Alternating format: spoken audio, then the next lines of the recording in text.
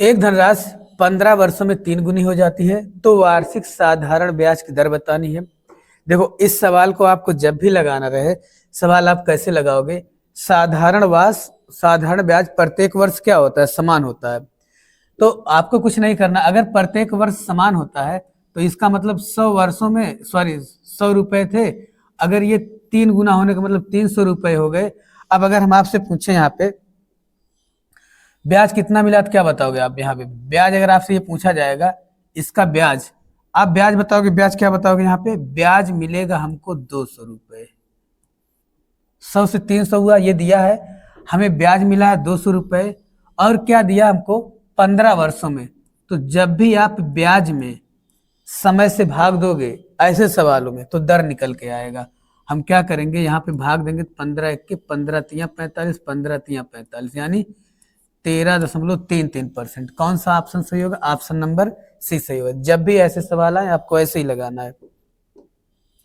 अगला क्वेश्चन देखो, यहाँ पे क्वेश्चन ये है, कितने समय में एक धनराशि साधारण ब्याज की दर से 20% वार्षिक ब्याज की दर से स्वयं की 2 गुनी हो जाएगी? देखो, स्वयं की 2 गुनी होने का मतलब, अगर मान लो 100 रुपए था, ये कितना हो गया है? 200 रुपए। अगर 100 से ये 200 हो गया, इसका क्या मतलब है? 100 से 200 होने का मतलब ये है कि हमारे पास 100 रुपए थे, ये 200 हो गए, तो ब्याज कितना मिलेगा? आप बताओगे ब्याज मिलेगा हमको कितना? 100 रुपए। अगर 100 रुपए ब्याज मिलेगा, ब्याज कितना मिलेगा? आप बताओगे 100 रुपए। 100 से 200 हुआ तो ब्याज मिला 100 रुपए। कितने वर्ष, कितने, किस दर से? 20%। तो 20 से जब आप भाग दे दोगे तो क्या आ जाएगा? 5 वर्ष। आपका आंसर क्या आ जाएगा यहाँ पे? 5 वर्ष। देख रहे हैं आप, जब भी सवाल लगाना रहे, कॉन्सेप्ट अगर क्लियर है तो 2 से 3 से 5 से इससे ज्यादा सेकंड नहीं लगेगा। 2 सेकंड, 5 सेकंड, 3 सेकंड, ऐसे ही सवाल सॉल्व करोगे आप। यहाँ पे चीनी की कीमत में बोल रहा है कि 20% की कमी होने के बाद एक ग्राहक 800 रुपए में 12.5 किलोग्राम चीनी अधिक खरीद सकता है। आपसे पूछ रहा है चीनी का वास्तविक मूल्य क्या है। यहाँ पे देखो 4 टाइप के सवाल बनेंगे। एक पूछेगा पुराना मूल्य बताइए, नया मूल्य बताइए, प्रारंभिक मूल्य बताइए और अंतिम मूल्य बताइए, बढ़ा हुआ मूल्य बताइए और घटा हुआ मूल्य बताइए। तो यहाँ पे फिलहाल हमसे ये पूछ रहा है कि वास्तविक मूल्य क्या होगा। वास्तविक मूल्य ये पूछ रहा है हमसे, वास्तविक मूल्य। वास्तविक मूल्य बताने के लिए आप क्या करोगे? देखो, सबसे पहले इस 20% का जो प्रभाव किस पे पड़ा है, 20% के कमी के बाद, यानी इतना किलोग्राम हम अधिक खरीद पा रहे, इसका मतलब आप ये बोलोगे 12.5 ये किसके बराबर होगा? आप बताओगे 20% के बराबर होगा। अगर मैं पूछ लूंगा 100% बराबर क्या हो जाएगा, तो 100% कोई डाटा अपने आप में पूर्ण हो जाता है। पूर्ण होने का मतलब ये वर्तमान में 62.5 किलोग्राम चीनी खरीद रहा है। कितने रुपए में? 800 रुपए में। अगर हमसे वर्तमान मूल्य पूछेगा तो इस 800 में 62.5 से भाग देके हम निकाल लेंगे कि वर्तमान मूल्य क्या है। लेकिन हमसे पूछ रहा है वास्तविक मूल्य। अभी तो इसमें 12.5 एक्स्ट्रा खरीद रहे थे, यानी इससे पहले चीनी का मूल्य घटने से पहले हम कितना खरीद रहे? 50 रुपए, 50 किलोग्राम खरीद रहे थे। आप बताओ कितने रुपए में? 800 रुपए में। ये आ रहा है हमारा, कौन सा मूल्य आ रहा है? 16 रुपए पर केजी ये आया जो हमारा है। ये क्या आया है? ऑप्शन हमारा ए सही हो जाएगा। ये जो आया हमारा वास्तविक मूल्य आया है। वास्तविक मूल्य कहो या प्रारंभिक मूल्य कहो, दोनों बात एक ही है। अगला क्वेश्चन हमारा है, क्वेश्चन दिया है 25 कुर्सियों का क्रय मूल्य 30 कुर्सियों के विक्रय मूल्य के बराबर हो तो हानि प्रतिशत बताना है। देखो, जब भी आपको ऐसे सवाल मिले, ऐसे सवालों का मतलब ये होता है आपको कॉन्सेप्ट क्लियर रहे। इसका रेट ये जैसे दिया रहता ना, ये यहाँ पे जो हमको दिया, ये चीज जो दिया 25 और ये जो दिया है 30, ये 30 कुर्सियों का क्रय मूल्य, यानी 25 कुर्सियों का क्रय मूल्य 30 कुर्सियों के विक्रय मूल्य के बराबर। इसका मतलब ये रेट है। आप ऐसे समझो, रेट का मतलब ये है जितने में वो 25 कुर्सी खरीद के लाता था, अब जब उसे बेच रहा है तो उस 25 कुर्सियों का रेट निकालने के लिए उसे 30 कुर्सियों को बेचना पड़ रहा है। तो इसका मतलब उससे क्या हो जाएगा? घाटा हो जाएगा। कितने कुर्सी का होगा? आप बताओगे 5, और कितना बेच रहा है? 30 पे 5 हो रहा है घाटा। तो इसका मतलब क्या हो जाएगा, 5 छक 30, 1/6 का मतलब क्या हो जाएगा, 1/6 का मतलब 16 सही 2/3%। ये आपका आंसर हो जाएगा। यहाँ पे कौन सा ऑप्शन आएगा, ऑप्शन ए आएगा। अगला क्वेश्चन देखते हैं। हाँ, क्वेश्चन ये दिया है 100 से कम सभी विषम संख्याओं का औसत बताना। अच्छा आप ये बताओ 100 से कम प्रथम विषम संख्या क्या हो जाएगी, आप बताओगे 1 होगा, और इसके पहले क्या हो जाएगा, 99 होगा। ये कह रहा है 100 से कम सभी विषम संख्याओं का औसत बताओ। देखो आपको जब भी विषम संख्याओं का औसत बताना रहे तो सबसे पहले ये चीज पता होना चाहिए आपको, ये जो हमारा ये 100, 1 और 99, प्रथम संख्या क्या है, 1 है, और लास्ट वाली संख्या क्या है, 99। तो हम क्या करेंगे, पहली संख्या और लास्ट वाली संख्या को जोड़ लेते हैं और इसी को जोड़ के भाग दे देते हैं किससे, 2 से, तो औसत निकल के आता है। कभी भी आपसे सम संख्या के बारे में पूछे तब भी पहली संख्या लास्ट वाली संख्या जोड़ के औसत, विषम संख्या के बारे में पूछे या क्रमागत संख्या के बारे में पूछे तो पहली संख्या और लास्ट वाली संख्या दोनों जोड़ के आप आधा कर दोगे तो क्या निकल के आएगा, आपका औसत निकल के आएगा। अच्छा आप अगले क्वेश्चन पे चलते हैं। जब भी सवाल आए ऐसे ही लगाना, चाहे सम संख्या का रहेगा चाहे विषम संख्या का रहेगा। अगला क्वेश्चन है, हाँ ये वाला क्वेश्चन बहुत अच्छा क्वेश्चन है, बहुत इंपॉर्टेंट क्वेश्चन है, बहुत बार एग्जाम में पूछा गया है।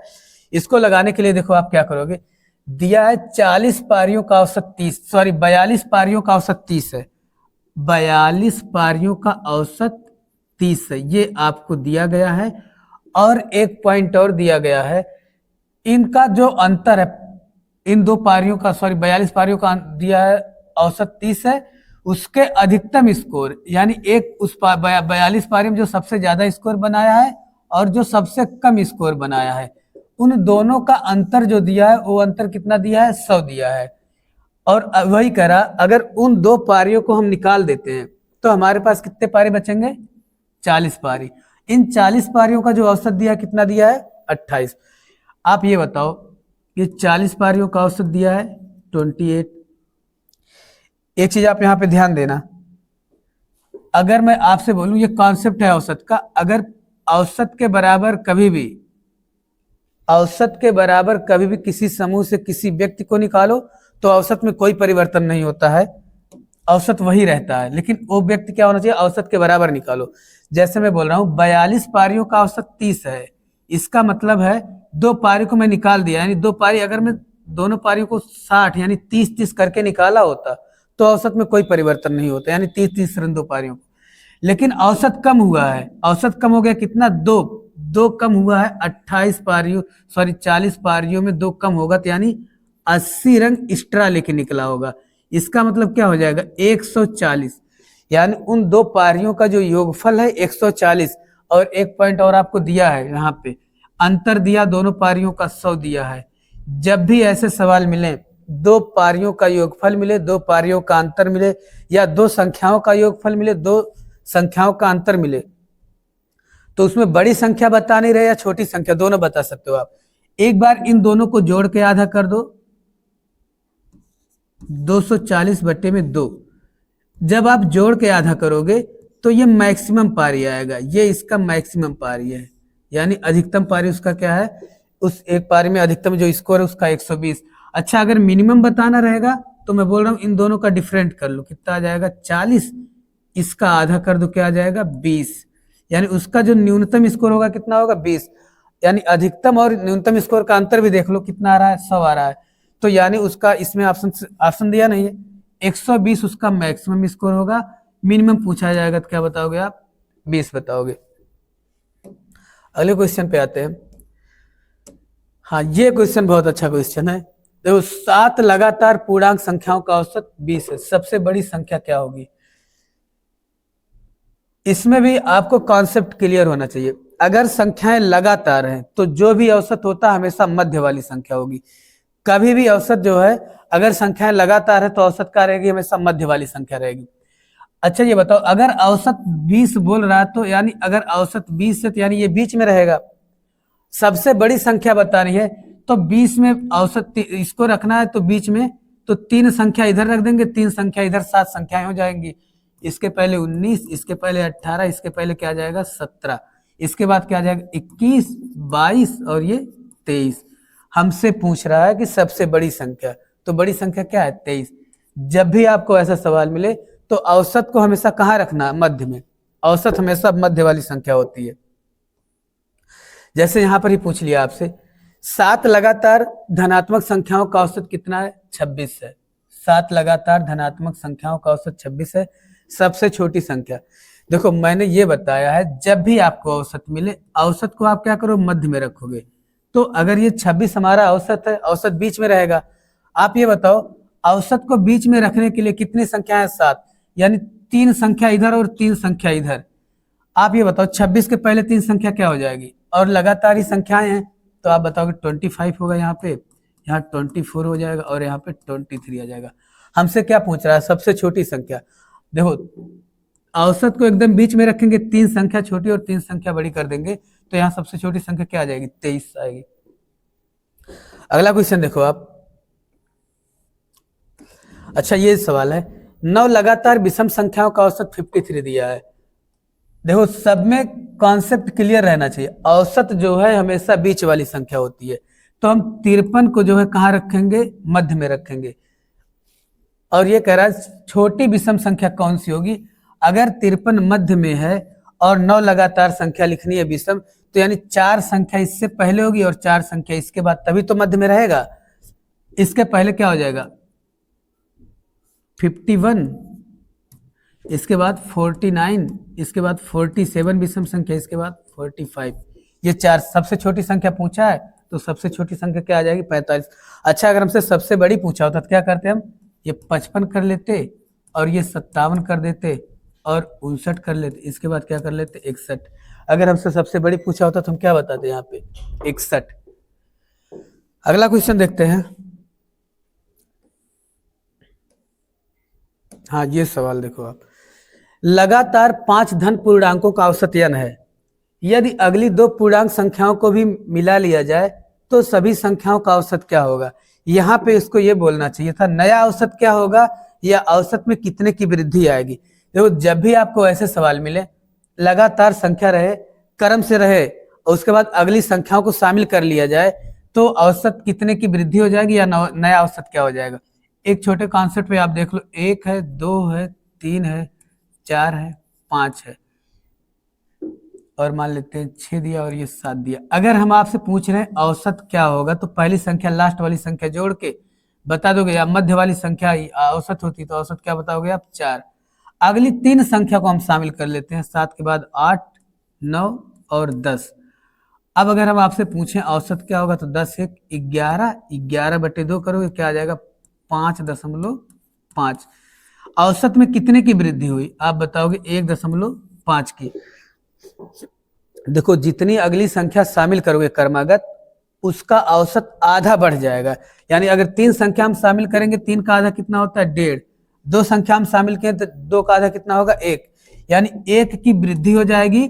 नया औसत अगर पूछेगा तो नया औसत क्या हो जाएगा n+1, क्योंकि पहले औसत हमारा n था, नया औसत क्या हो जाएगा आप बताओगे n+1 औसत हो जाएगा।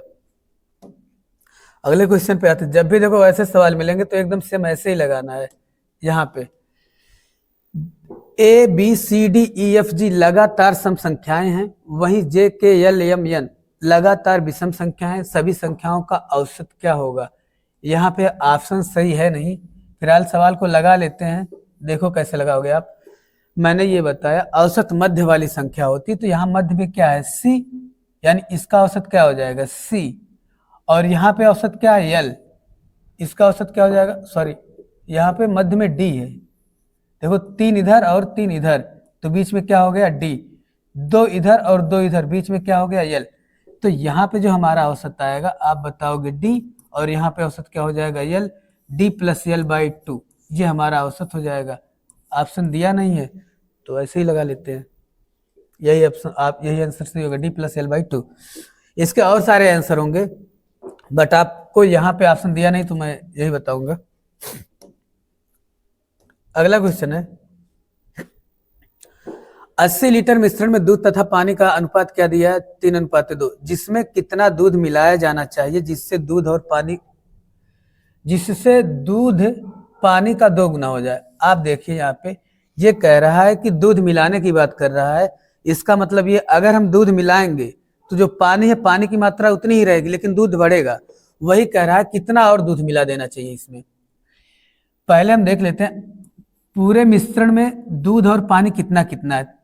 3:5 के अनुपात में, तो 3:2 के, तो 5 बराबर कितना हो जाएगा 80। हम पूछेंगे 1 बराबर क्या बताओगे आप, 16 25 80, 1 बराबर 16 हो गया।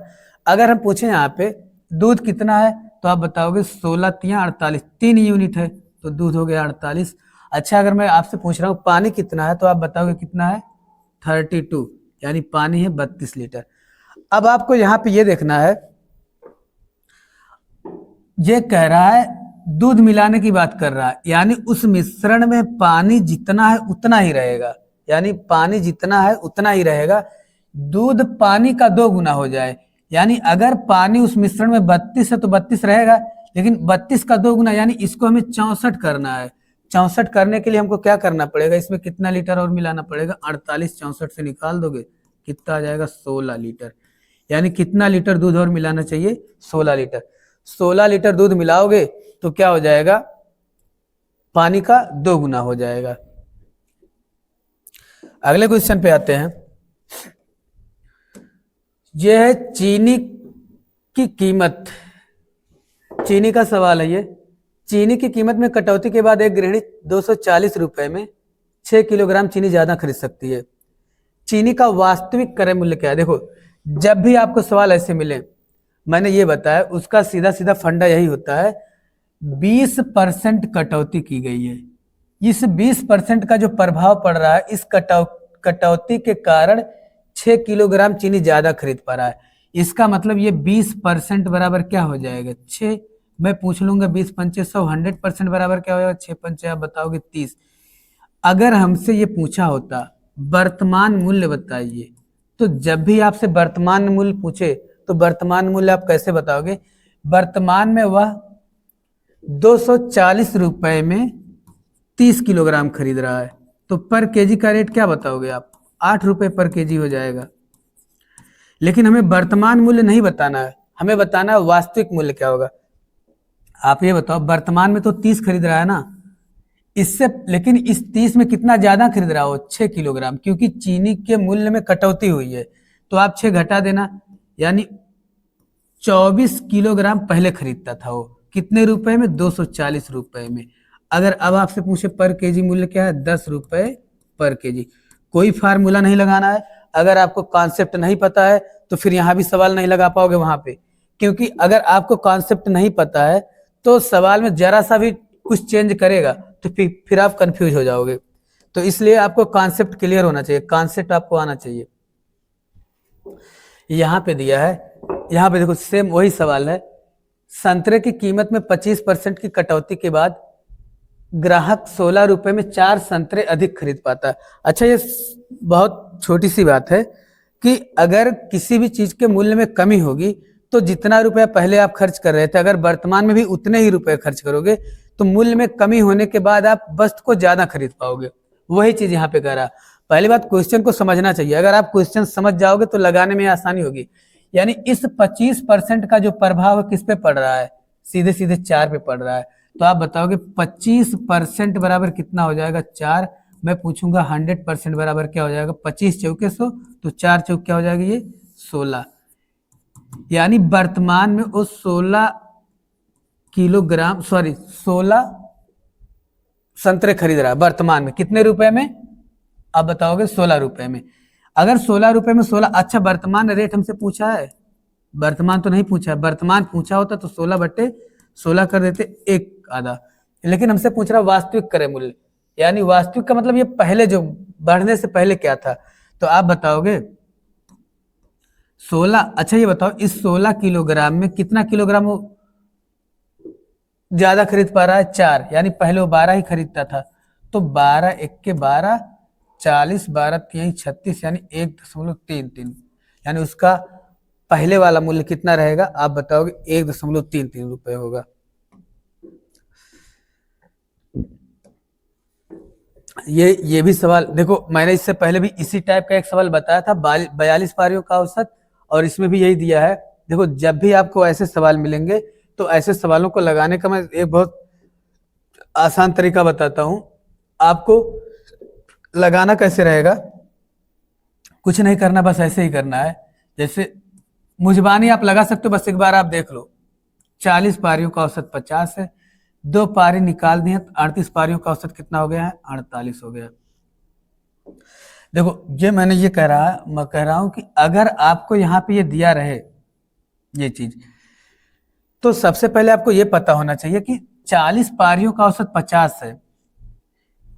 औसत के बराबर किसी व्यक्ति को समूह से निकालो या शामिल करो, औसत में कोई परिवर्तन नहीं होता है। यानी 40 से 38 हुआ, यानी 50-50 लेके अगर 100 लेके निकलते तो औसत में कोई परिवर्तन नहीं होता।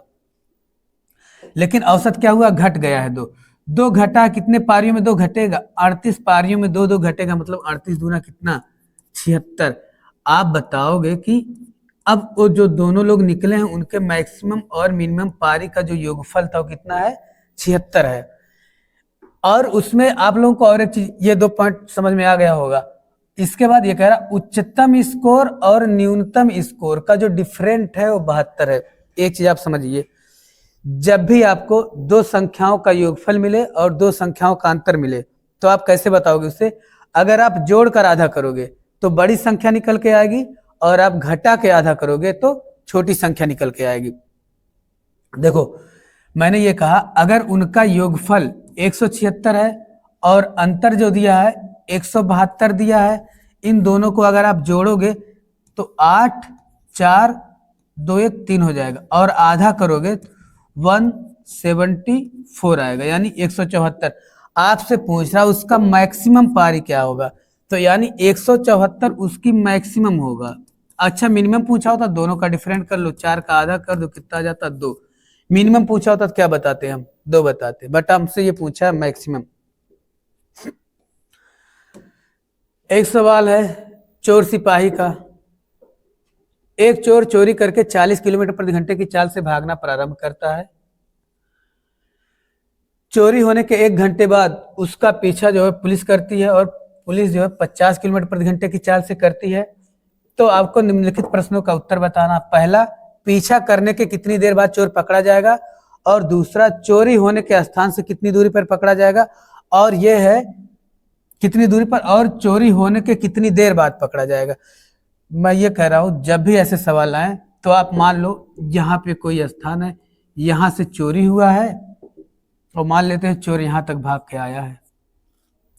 देखो, ऐसे सवालों को लगाने के लिए क्या करोगे आप, जितनी देर बाद पुलिस पीछा करे उतनी देर तक आप चोर को दौड़ा दो। यानी 1 घंटे बाद किया तो 1 घंटे तक आपको चोर को दौड़ाओ आप।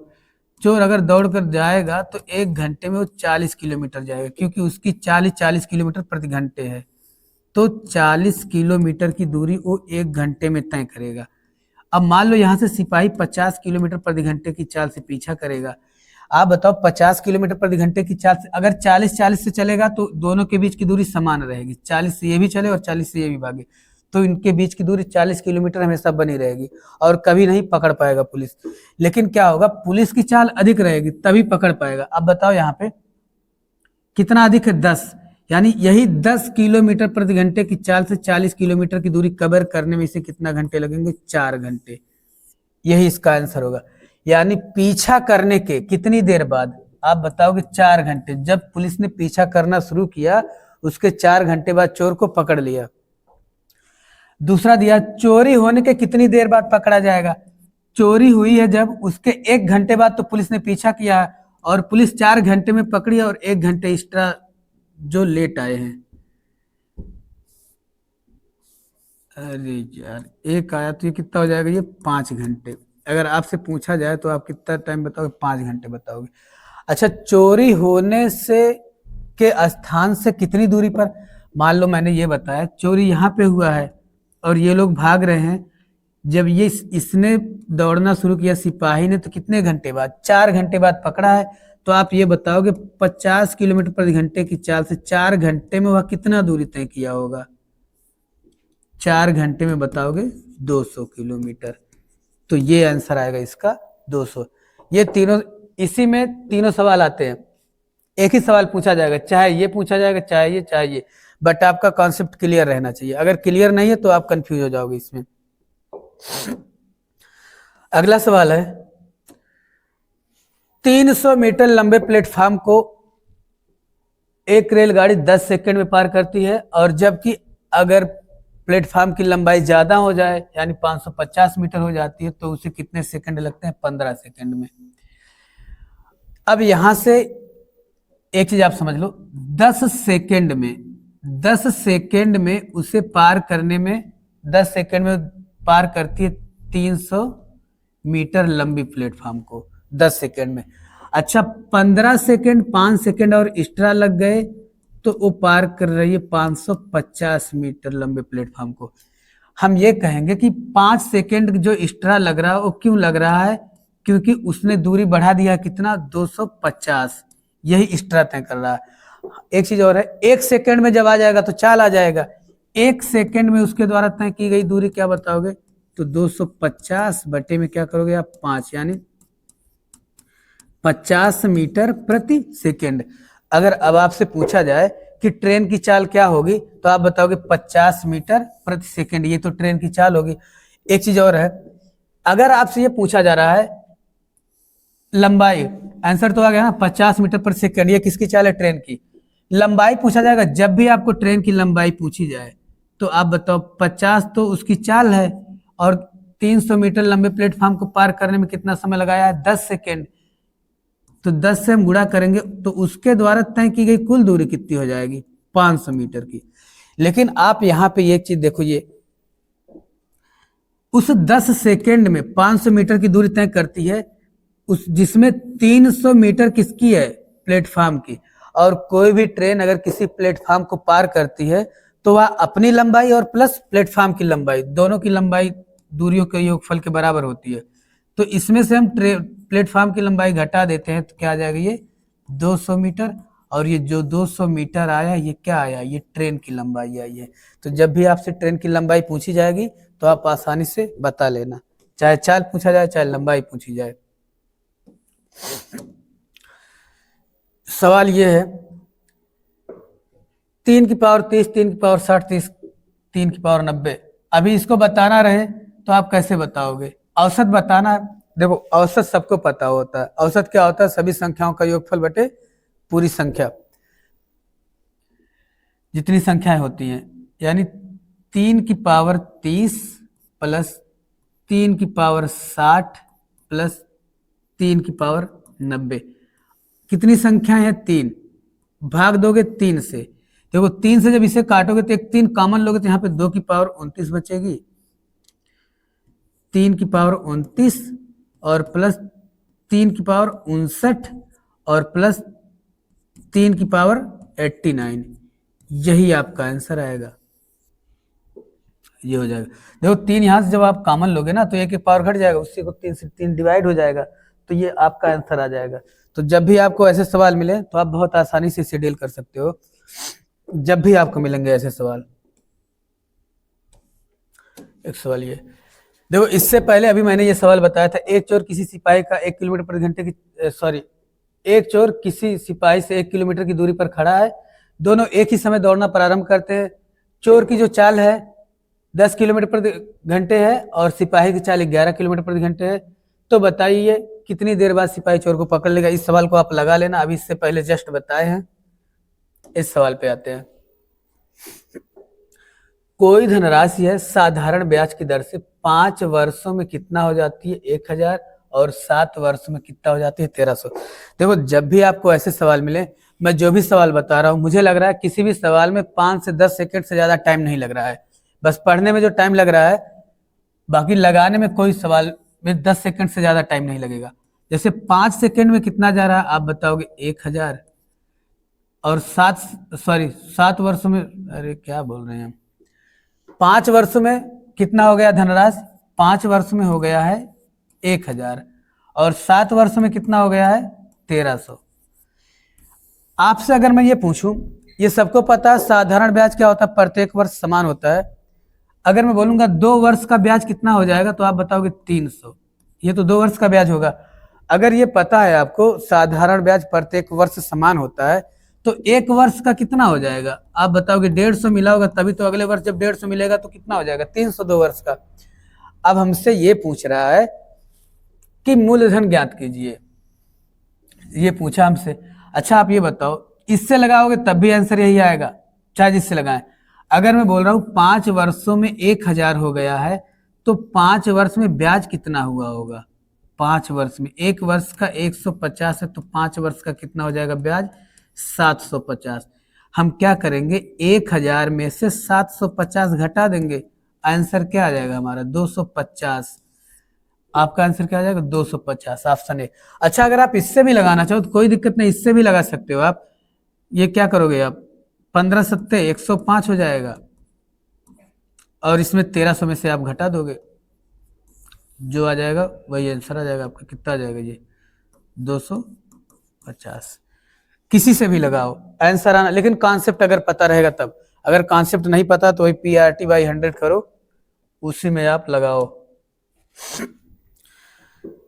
ये वाला सवाल है, इस सवाल को भी लगाने के मैंने ये बताया, इस सवाल को जब भी आप लगाओ, औसत जब आपको बताया जाएगा तो वहां पे ये बताया जाएगा औसत के जो कॉन्सेप्ट हैं वो बहुत अच्छे, ये बहुत अच्छा चैप्टर है। जब भी आपको इसका कॉन्सेप्ट बताया जाएगा तो ये बताया जाएगा यहाँ पे। ये सवाल है, अगर औसत जो होता है बीच वाली संख्या होती है, और अगर संख्याएं लगातार हैं तो औसत से समान दूरी पर स्थित सभी संख्याओं का औसत औसत के बराबर ही होता है। औसत से क्या करें हम ये करें, औसत से समान दूरी पर स्थित संख्याओं का औसत औसत के ही बराबर होता है। जैसे मैं बोलूं A B C D और E, अगर ये 5 संख्याएं हैं, मैं पूछूंगा औसत क्या होगा इसके। देखो कितने आंसर आएंगे, पहली संख्या प्लस दूसरी संख्या बटे 2, एक औसत, एक तो ये आएगा। दूसरा औसत बीच वाली संख्या होती है, एक औसत क्या आ जाएगा? C आ जाएगा। और यहाँ पे B प्लस D, मैंने यही बोला कि औसत से समान दूरी पर स्थित संख्याओं का औसत, यानी इन 2 संख्याओं का दोनों को जोड़ेंगे, 2 से भाग देंगे तो औसत के बराबर होता है। इसके ये 3 आंसर आएंगे। अगर बड़ी संख्या होती तो और इसके आंसर आते। अब हम यहाँ पे देखेंगे इसका आंसर क्या होगा। इसमें से तीनों ऑप्शन में से कोई ऑप्शन नहीं मैच कर रहा है, तो हम क्या करेंगे, वैल्यू रख देंगे। अगर विषम संख्या है तो पहली विषम संख्या 1, 3, 5, 7 और 9, इसका औसत निकालेंगे तो 9 1 10 बटे 2, कितना आ जाएगा? 5। अब आप बताओ, वैल्यू पुट करो, जहां से 5 मिल जाए वही आंसर है यहाँ पे। तो हम वैल्यू पुट करेंगे, यहाँ पे क्या आ जाएगा? 1 रखेंगे, 4 1 5, और किसी से 5 आना नहीं है। तो आप समझ गए हो, जब भी आपको ऐसे सवाल लगाने रहे तो आप ऐसे लगा लेना, यानी A + 4 ये आपका आंसर आ जाएगा।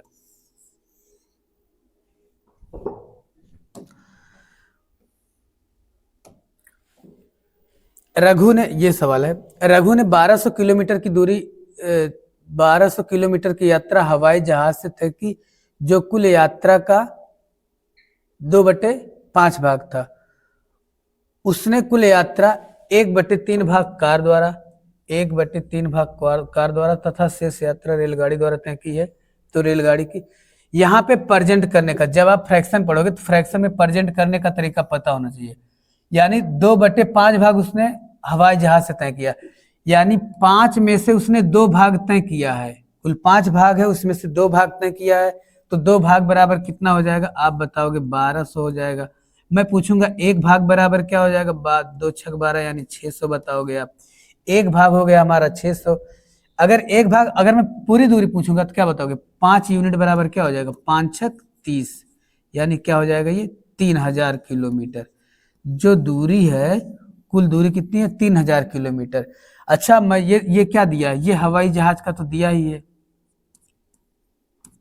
हवाई जहाज की जो दूरी है, हवाई जहाज द्वारा तय की गई दूरी कितना है? 1200। हमसे क्या पूछ रहा है? एक चीज और दिया है, कुल यात्रा का 1/3 भाग कार से। अगर हमें कार से बताना रहेगा, कार से उसने कितना तय किया है? 1/3 कुल दूरी का, तो 3000 का 1/3 जब आप करोगे तो कितना आ जाएगा? आप बताओगे 1000 आ जाएगा। ये कार द्वारा तय हो गया, हवाई जहाज द्वारा तय हो गया। हमसे रेलगाड़ी ट्रेन द्वारा पूछा है, ट्रेन से अगर तय करे ट्रेन से। आप बताओगे कुल दूरी कितनी है, 3000 है, और उसने तय किया है 1000 से कार द्वारा, और अगला है 1200 हवाई जहाज द्वारा, प्लस 1200 हवाई जहाज द्वारा। बताओ कितना आ जाएगा ट्रेन द्वारा, शेष कितना आ जाएगा, आप बताओगे 800। यानी 800 किलोमीटर की दूरी उसने किससे तय की है, ट्रेन से तय की है। देखो जब भी आपको सवाल ऐसे मिलेंगे तो आपको ऐसे ही लगाना है, और सवालों में कुछ है ही नहीं। ये दिया है, एक चुनाव में एक प्रत्याशी को 40% वोट मिलते हैं, एक चुनाव में एक प्रत्याशी को 40% वोट मिलते हैं, किंतु वह दूसरे प्रत्याशी से 298 वोटों से पराजित हो जाता है। कुल डाले गए वोटों की संख्या बताइए। कुल डाले गए वोटों की संख्या कैसे बताओगे आप, इसमें जिसको 40% मिलेगा वो निश्चित ही हार ही जाएगा। अगर दो ही प्रत्याशी तो अगले को कितना मिलेगा, 60% मिलेगा। आप ये बताओ जो जीत गया वो कितने परसेंट मतों से जीता, आप बताओगे 20% मतों से जीता है। 20% मतों से जीता है, कितने वोट से जीत रहा है, 298 मत से जीत रहा है।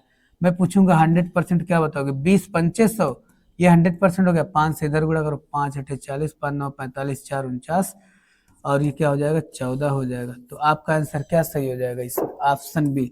जब भी आपको ऐसे सवाल मिले तो आपको ऐसे ही लगा लेना है। जो फार्मूले के सपोर्ट में तो हम नहीं रहते, लेकिन कुछ सवाल ऐसे जो फार्मूले से भी लग जाते हैं। तो आप कॉन्सेप्ट हमेशा क्लियर रखो। अगर आपका कॉन्सेप्ट क्लियर रहेगा तो सवाल लगाने में प्रॉब्लम नहीं रहेगी। जैसे यहां पे दिया है 60 लीटर मिश्रण में दूध पानी का जो रेशियो है 2:1 है। ये 2:1 है। तो यहाँ पहले ये देख लो, कुल मिला के 60 लीटर है, कुल कितना यूनिट बन रहा है, 2 1 3 यूनिट। 3 यूनिट बराबर 60 है, 1 यूनिट बराबर क्या हो जाएगा, 20 हो जाएगा। और ये कह रहा है अगर इसमें दूध की बात कर रहा है, दूध 2 लीटर है, 2 यूनिट है, तो दूध कितना हो जाएगा 40, और पानी कितना हो जाएगा 20, 20 1 20।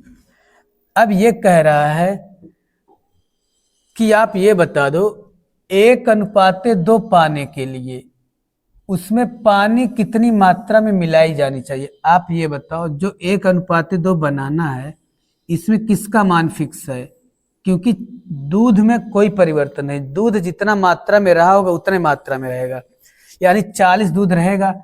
अब पानी को हमें 80 बनाना, क्योंकि 1:2 करना, 1 बराबर 40 तो 2 बराबर क्या हो जाएगा 80।